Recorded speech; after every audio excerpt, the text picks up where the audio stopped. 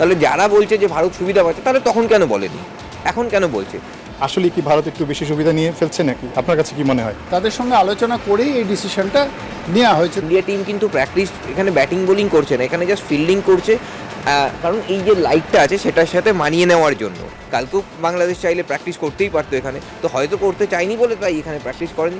ভারত এখানে শুধু জাস্ট এই মানিয়ে নেওয়ার জন্য করছে, বাংলাদেশ চাইলে বাংলাদেশও করতে পারতো। তামিম নয় টিমের বাইরে ছিলেন, বাট সাকিবকে আমি তো সবসময় ফিল করি যে সাকিবের অভাবটা বোঝা যায়। 2007-এও কিন্তু এরকম একটা ঘটনা ঘটেছিল, ফেভারিট ভারতকে বাংলাদেশ হারিয়ে দিয়েছিল, ভারত টুর্নামেন্ট থেকে আউট হয়ে গিয়েছিল। আমি সেটা একটা অঘটন হিসাবেই বলবো, কারণ তখন যা ভারতীয় টিম ছিল আর বাংলাদেশ সেই বাংলাদেশ এখন হারলে কি সেটা অঘটন হতে পারে? এখনো হারলে অঘটনই হবে।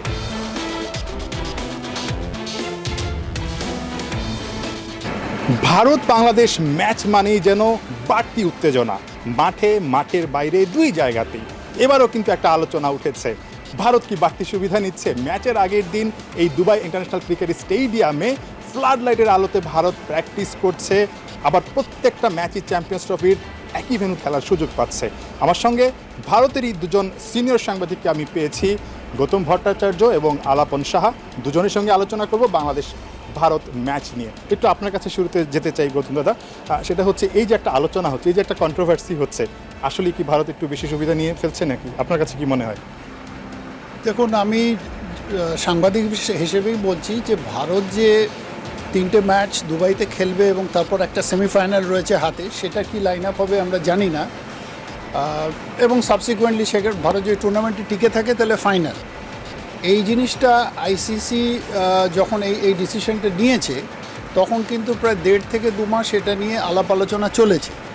তা আমি যেটা বিশ্বাস করতে চাই সেটা হচ্ছে যে যারা স্টেক হোল্ডার্স, মানে তার মধ্যে সবকটা 8টা টিমের, মানে বাকি 7টা টিম, তাদের সঙ্গে আলোচনা করেই এই ডিসিশনটা নেওয়া হয়েছে। তো আমি বাড়তি সুবিধার কথা বলতে চাইছি না, তবে হ্যাঁ, যে দিকটায় সুবিধাটা রয়েছে সেটা হচ্ছে যে ট্রাভেল করাটা।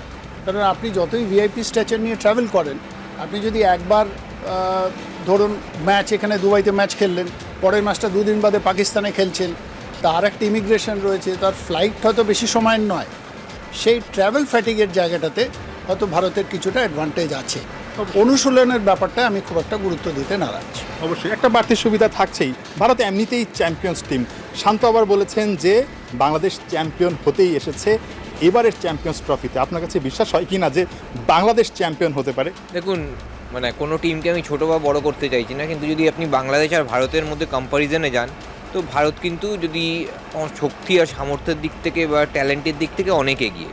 মানে এই ম্যাচটা যদি বলে ভারতের দিকে এখনই 70 বা 80% আর বাংলাদেশের দিকে 20%। কিন্তু ক্রিকেটে কি বলুন তো, ক্রিকেটে তো একটা অনিশ্চয়তার খেলা, মানে একটা ভালো ক্যাচ বা একটা ভালো ইনিংস সব কিছু ম্যাচ ঘুরিয়ে দিতে পারে। তো সেইটা, আর এই রোহিত যেরকম বলে গেল যে দেখো এই চ্যাম্পিয়ন্স ট্রফিটা এমন একটা ফর্ম্যাট না যেখানে তুমি একটা ম্যাচ যদি হেরে যাও তোমার কামব্যাকে এটা, তো ভারত কাউকে 2007-এও কিন্তু এরকম একটা ঘটনা ঘটেছিল, ফেভারিট ভারতকে বাংলাদেশ হারিয়ে দিয়েছিল, ভারত টুর্নামেন্ট থেকে আউট হয়ে গিয়েছিল। আমি সেটা একটা অঘটন হিসাবেই বলবো, কারণ তখন যা ভারতীয় টিম ছিল আর বাংলাদেশ সেই বাংলাদেশ এখন হারলে কি সেটা অঘটন হতে পারে? এখনো হারলে অঘটনই হবে। কারণ এই বাংলাদেশ আর ভারতের যদি শক্তির দিক থেকে বিচার করেন তাহলে ভারত কিন্তু অনেকটা এগিয়ে। তো আমি বাংলাদেশকে এতটুকু ছোট করছি না। আগে এই বাংলাদেশ হোয়াইট বলে সাদা, বিশেষ করে ওয়ানডে ফরম্যাটে খুব ভালো খেলে, কিন্তু এখনও বলবো ভারত কালকে ম্যাচ যদি হারে সেটাই অঘটন হবে।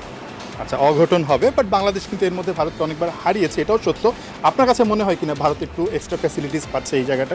না, এক্সট্রা ফেসিলিটিস দেখুন, এটা যখন টুর্নামেন্টের একটা ঠিক হয় তখন তো যেটা গৌতম দা অনেক সিনিয়র আমার থেকে, তিনি বলছেন সেগুলো সমস্ত একটা স্টেক হোল্ডাররা ঠিক করে। আর ভারত যে পাকিস্তানে খেলতে যাবে না সেটা মোটামুটি ঠিকই ছিল, আগেই ঠিক ছিল। এবার তার মানে ভারত যদি পাকিস্তানে না যায় তাহলে আপনার অপশান ভেন্যু কী থাকছে, সেখানে আপনাকে দুবাই খেলতে হবে। তো সেটা মোটামুটি সব দেশের সাথে আলোচনা করার পরই এটা ঠিক হয়েছে, আর সব দেশ তাতে মানে সহমত হয়েছে যে ভারত দুবাইয়ে খেলবে। তাতে আমার মনে হয় না ভারত কোনো সুবিধা বলতে, মানে যেটা ভারতকে ট্র্যাভেল করতে হবে না, সেই টায়ার্ডনেসটা থাকবে না, কিন্তু সেটা তো আগের থেকেই ঠিক ছিল। যদি তখন তাহলে যদি মনে হতো যে ভারত বেশি সুবিধা পাচ্ছে, তাহলে যারা বলছে যে ভারত সুবিধা পাচ্ছে তাহলে তখন কেন বলেনি, এখন কেন বলছে? আর আপনি যে প্র্যাকটিসের ব্যাপারটা বলছেন না, আজকে এখানে ইন্ডিয়া টিম কিন্তু প্র্যাকটিস এখানে ব্যাটিং বোলিং করছে না, এখানে জাস্ট ফিল্ডিং করছে, কারণ এই যে লাইটটা আছে সেটার সাথে মানিয়ে নেওয়ার জন্য। ইন্ডিয়া টিম কিন্তু এর আগেও দুদিন আইসিসি যে একাডেমি ছিল সেখানেও প্র্যাকটিস করেছে। আমার মনে হয় বাংলাদেশ টিম হয়তো এখানে প্র্যাকটিস করতে চায়নি, কারণ এখানে মাঠ তো ফাঁকাই ছিল।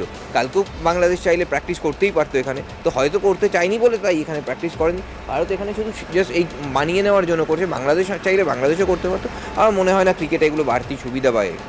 হ্যাঁ, মানিয়ে নেওয়ার একটা সুবিধা ছিল, হয়তো বা বাংলাদেশ সেই মানিয়ে নেওয়ার সুবিধাটা নিতে চায়নি বা নিতে পারেনি বা নেওয়া হয়নি। এই টুর্নামেন্টে বাংলাদেশের কাউকে মিস করছেন কি না?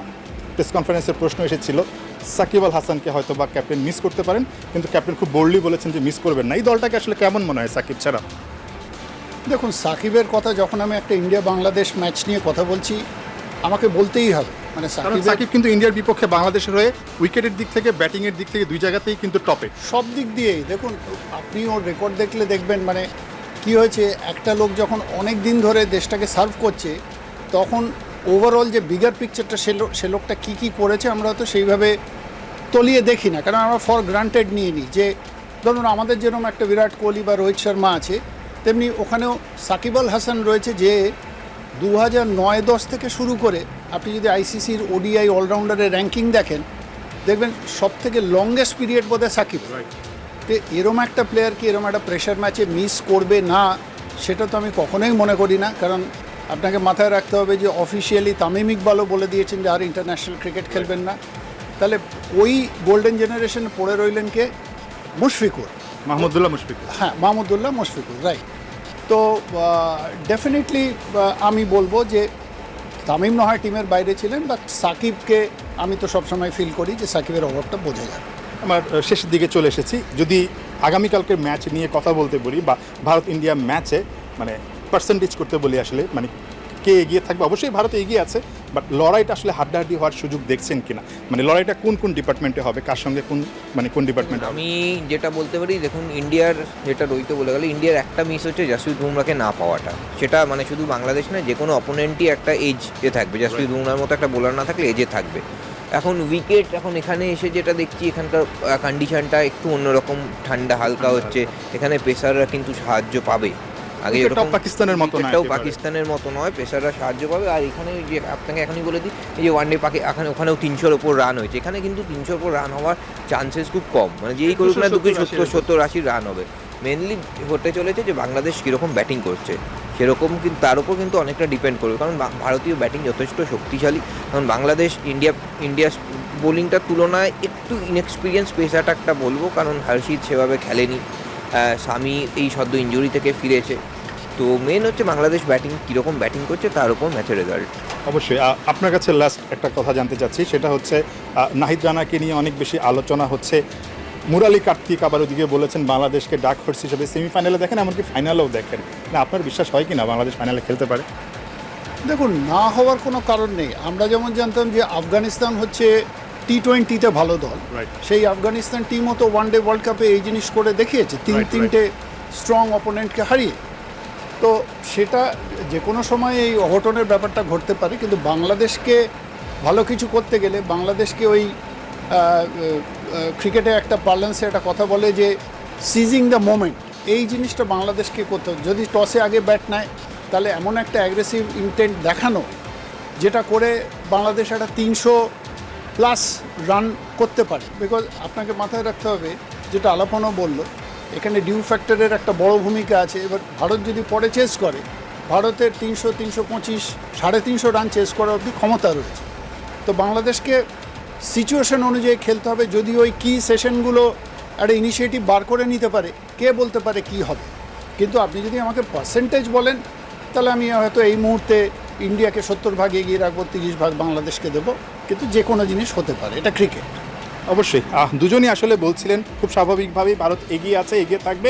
বাট ওই যে 30%-এর কথা বলছিলেন, বাংলাদেশ সেটা আসলে মাঠে গিয়ে কীভাবে পার্সেন্টেজটা বাড়িয়ে নিতে পারে, এটা তাদেরকে আসলে করে দেখাতে হবে।